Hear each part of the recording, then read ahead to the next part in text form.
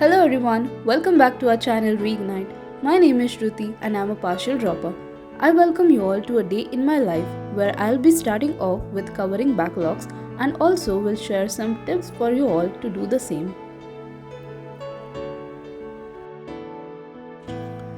Step 1 and the most important step is to write down all the topics that you have left out as backlog. In my case, as a partial dropper, I have given 2 semester exams in a span of 3 months, and so now I am facing a backlog of 3 great months. A night before sleeping, I made a list of all the backlog chapters, starting from chemistry, right from the chapter mole concept.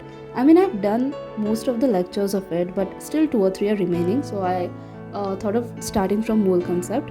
Same procedure for physics. I began with the chapter basic maths, and then all I've written it one by one according to the lectures that happened in Yaqeen batch.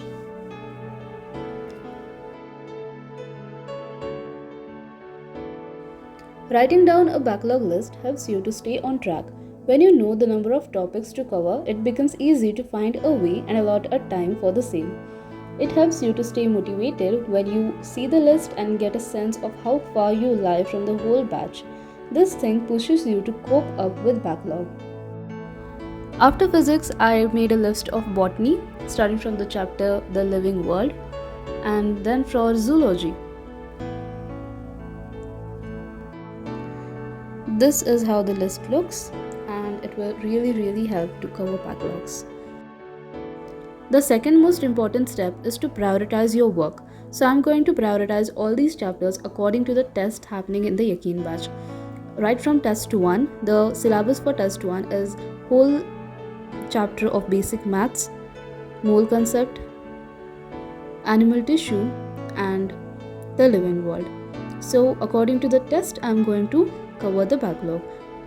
It will help also to give the test, not just covering the backlog one by one all the chapters. You can't do botany whole day covering 2 chapters or chemistry whole day covering 3-4 chapters. That won't help. You also have to appear for the test. So the next day is the day we're gonna start covering backlogs, and it begins with a beautiful sunrise at 6 a.m. After that, at 6:30 around, I begin the chemistry lecture number 12 of mole concept.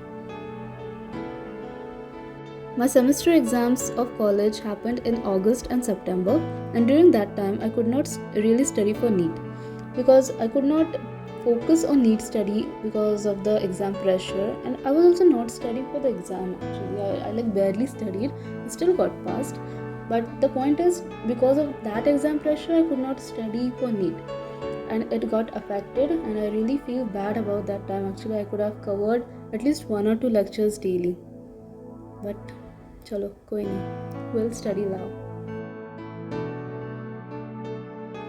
After the chemistry lecture, I had my breakfast, I got fresh. In around 1.5 hours break, I again came back to study, and this is the session 2 where I revised all the physics notes I had written up till now.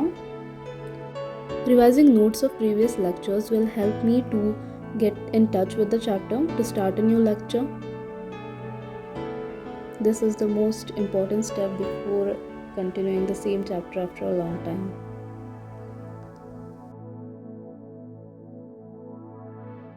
After this, at 12 o'clock around, I had my lunch and I took a break of 1 or 2 hours, and then at 2 o'clock I got back to study.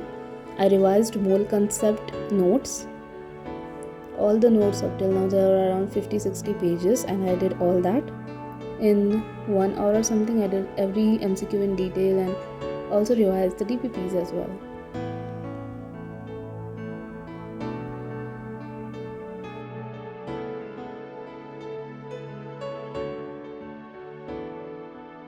After chemistry, I completed a lecture of physics, basic maths with all the notes written in my book, and then I got a break of half an hour, and then back at 6 p.m. I started with The Living World.